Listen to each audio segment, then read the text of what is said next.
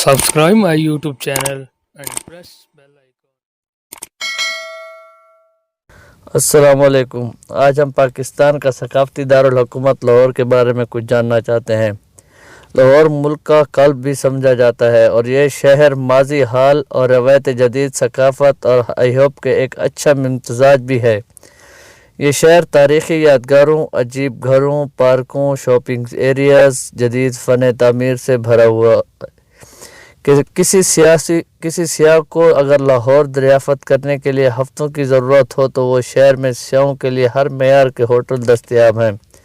یہ انتہائی سفارش کی جاتی ہے کہ وہ پاکستانی جو صرف ایک جگہ جانے کے متحمل ہو سکتے ہیں وہ لاہور کا انتخاب کریں۔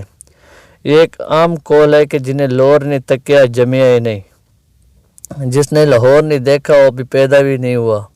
یہاں تک کہ اگر لاہور کی تاریخ اور تاریخی یادگاروں کو صحیح طریقے سے محفوظ کیا گیا ہے اور اس کی دیکھ بھال کی جائے تو یہ شہر زیادہ سے زیادہ بین الاقوامی سیاحوں کو اپنی طرف راغب کر سکتا ہے، جتنا کہ روم میں لندن، قاہرہ یا دلی وغیرہ انتہائی گرم، مرطوب اور صوبائی دارالحکومت پنجاب کے کچھ سیاحتی مقامات میں سے کچھ درجہ ذیل ہیں۔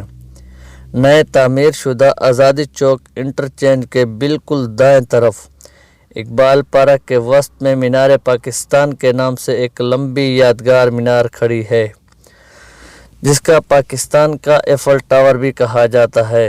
اس کی یادگار تعمیر لاہور قرارداد کی یاد میں کی گئی تھی، جسے اس جگہ پر مسلم لیگ نے 24 مارچ 1940 کو منظور کیا تھا، جس میں برِ صغیر کے مسلمانوں کے لیے علیحدہ ریاست کے قیام کا مطالبہ کیا گیا تھا۔ اس عمارت کا ہر حصہ اس مخصوص واقعے کی تاریخ اور پاکستان کے لیے مسلمانوں کی جدوجہد کی خود بیان کرتا ہے۔ اس خوبصورت یادگاروں کا ڈیزائن اور نگرانی نصر الدین مراد خان اور عبدالرحمن نے کی تھی۔ یہ سنگ بنیاد 23 مارچ 1960 کو رکھی گئی۔ اسے مکمل ہونے میں تقریباً 8 سال لگے تھے۔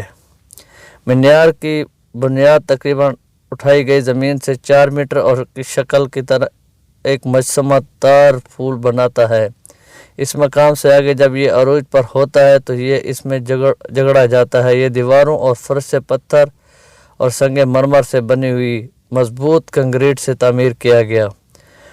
20 میں سے 4 پلیٹ فارم شامل ہیں۔ نچلا حصہ غیر ٹکسیلا پتھر کا بنا ہوا ہے جو آزادی کی ابتدائی سخت دنوں اور عاجز آغاز کی نشاندہی کرتا ہے۔ دوسرا حصہ ہتھوڑے سے ملبوس پتھروں سے بنا ہوا ہے، جبکہ تیسرا اور بالائی حصہ زیادہ تر ہموار مراسل سے بنا ہوا ہے، جس کی کامیابی کی طرف ایک اشارہ کرتے ہوئے پاکستان تاریخ اور ملک کی بدرجہ ذیل ترقی اور خوشحالی۔ مینار کے چاروں طرف اڈے اور چاروں طرف ماربل کے 10 تختے رکھے گئے ہیں، جن میں اللہ کے 99 نام بھی لکھے گئے ہیں۔ دیگر تحریروں میں قائد اعظم کی تقریر اور قومی ترانہ اردو اور بنگالی زبان میں اقبال کی آیاتوں کے اقتباسات شامل ہیں۔ اس کے علاوہ مینار کی دیواروں اور مرکزی دروازوں پر بھی مختلف قرآنی آیات نقش کی گئی ہیں۔ مینار کی چوٹی کی طرف جانے والی 324 سیڑھیاں ایک لفٹ ہیں۔ پہلی بلکنی 30 فٹ اونچی اور دوسرا 50 فٹ پر ہے۔ تاہم عمارت کے اوپر سے خودکشی کی شرح میں اضافے کی وجہ سے مینار کی چوٹی عام لوگوں کے لیے بند کر دی گئی ہے۔ مزید یہ ہے کہ قرآنی آیات کے سلسلہ کے ساتھ مینار سے کچھ فاصلے پر تقریباً 12 فٹ اونچائی کا ایک الگ چبوترا بھی تعمیر کیا گیا۔ مینار کے آس پاس کا پارک ایک سرسبز پارک باغ کے شکل میں بنایا گیا۔ یادگار کے صحن میں پاکستان کے قومی ترانے کے منصف حفیظ جلندری کی آرام گاہ بھی ہے۔ پارک کی تاریخ، اہمیت اور اب بات کرتے ہیں مسجدوں کی۔ بادشاہی مسجد مغل عہد کی خوبصورتی، جنون اور عظمت کی علامت ہے۔ بادشاہی مسجد لاہور کے مشہور مقام اور سیاحوں کا ایک بڑا مرکز بھی ہے۔ یہ ایک مینار پاکستان کے بالکل ٹھیک واقع ہے اور پیدل کا فاصلہ طے کرنے میں 10 منٹ ہی مشکل سے لگتے ہیں۔ یہ پاکستان اور جنوبی ایشیا کی دوسری بڑی مسجد ہے اور دنیا کی 5ویں بڑی مسجد بھی اسے کہا جاتا ہے۔ یہ مسجد اس کے مرکزی ہال میں 5000 نمازی اور سین میں مزید نقشوں میں مزید 95,000 نمازیوں کو رکھنے کی اہلیت رکھتی ہے۔ مرکزی دروازے کے اندر مشرقی راہداری کی پہلی منزل پر حکومت پاکستان کے ذریعے ایک چھوٹا میوزیم بھی قائم کیا گیا ہے۔ اس میں پیغمبر نبی کریم صلی اللہ علیہ وآلہ وسلم اور ان کے بیٹے قانون حضرت علی رضی اللہ تعالی عنہ اور ان کی بیٹی حضرت فریدہ رضی اللہ عنہ کے آثار ہیں۔ میوزیم میں حضرت محمد مصطفیٰ صلی اللہ علیہ وسلم کی ایک بڑی پگڑی والے اور بالوں کے حضرت علی رضی اللہ تعالیٰ کی ایک پگڑی اور مسلمانوں کے لیے ناقابل یقین حد تک چلنے والی دیگر شے موجود ہیں۔ بادشاہی مسجد مغل بادشاہ اور اورنگزیب نے 1671 میں مظفر حسین کی ہدایت پر بنائی تھی اور اس کی مدت 3 سال میں مکمل ہوئی۔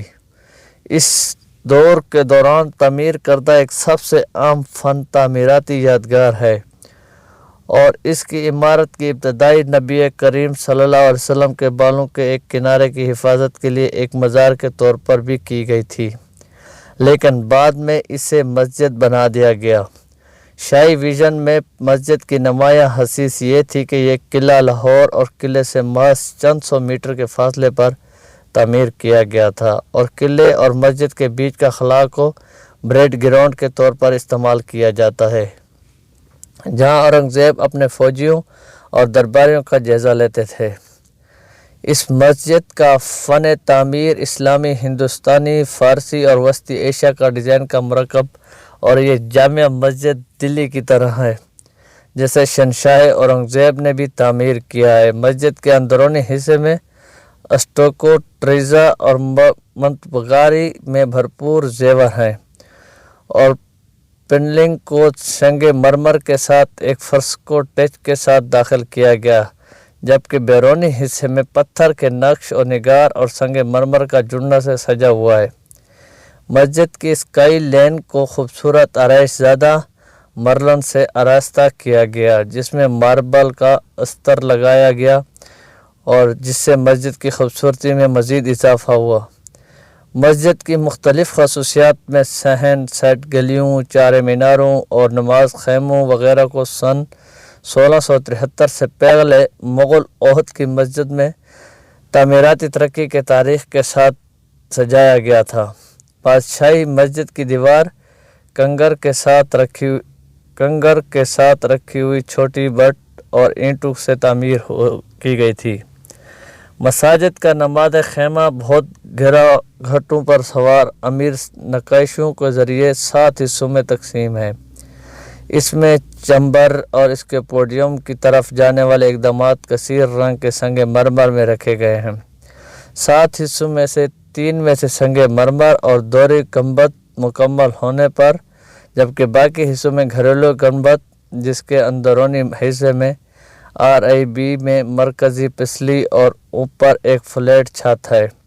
اس ڈھانچے کو اس طرح ڈھانپا گیا ہے کہ ان میں سے کسی بھی ٹوکری میں اذان کی آواز پوری آواز میں بغیر کسی آواز کے یمپفائر کی سنی جا سکتی ہے۔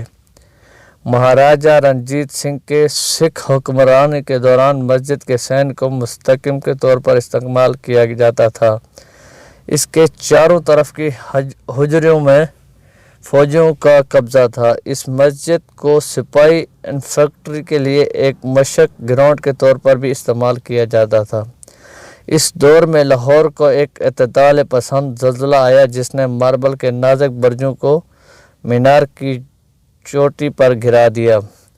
1846 میں انگریزوں نے لاہور کا کنٹرول سنبھالنے کے بعد اس مسجد کو ابھی بھی فوجی چوکی کے طور پر بھی استعمال کیا گیا تھا۔ تاہم 1852 میں اس مسجد کی بحالی کے ہدایات کے لیے انگریزوں نے بادشاہی مسجد اتھارٹی کے حوالے سے کر دیا۔ بعد میں مسلمانوں کو عبادت کے لیے واپس کر دیا گیا۔ مسجد کی مرمت اور بحالی کا کام سن 1960 تک جاری رہا۔ مسجد میں داخلہ مفت ہے اور سیاحوں اور مذہبی زائرین کے لیے طلوع آفتاب سے غروب آفتاب تک کھلا رہتا ہے۔ تمام مذاہب کے لوگوں کو مسجد میں داخل ہونے کی اجازت ہے، تاہم صرف معمولی لباس اور زیب تن کرنے کی اجازت نہیں۔ مسجد کے اندر شارٹس، بغیر آستین وغیرہ کی ممنوعات اور مسجد کے علاقے میں جوتے کی بھی اجازت نہیں۔